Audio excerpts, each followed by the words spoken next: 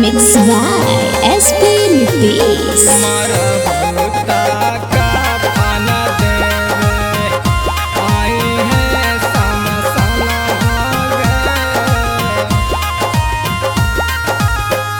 ढोलल चाहिए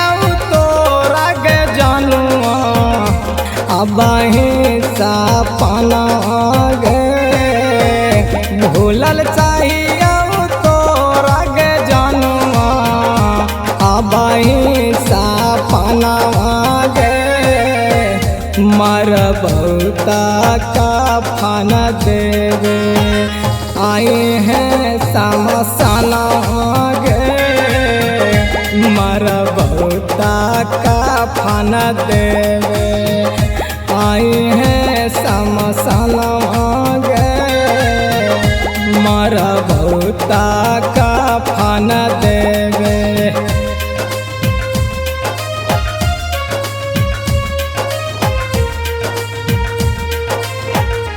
मर बहुता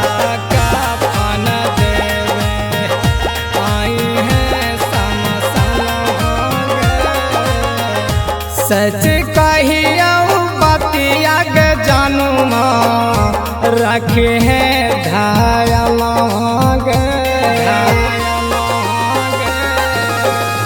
सच कहियो बतिया ग जानुमा रखे हैं धायल तोरा से करियो अर्जी मान ले कहना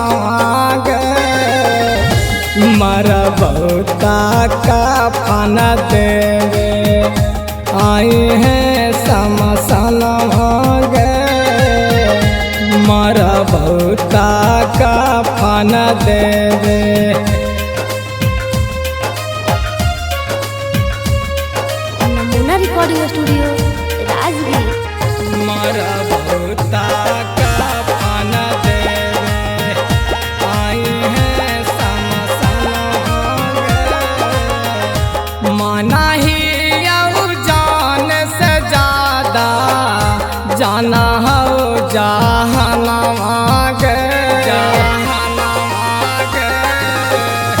माना ही जान से ज्यादा जाना हो जहाना गे तोरा से करियो अर्जी मान ले कहना गे मर बहुता का फन देवे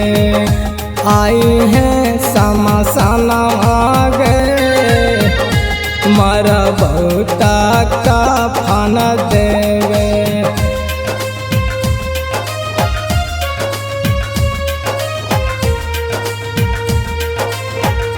मर बहुता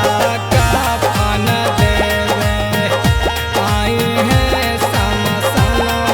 गे रवि पर भाकर विपिन के टूटता पारना मागे यादव सुबोधन दिस के टूटता पारना मागे मर बहुता का फन देवे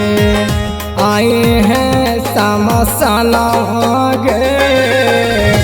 मर बहुता का फन देवे आए हैं समसना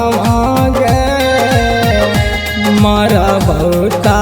का फन देवे नमूना रिकॉर्डिंग स्टूडियो राजगीर।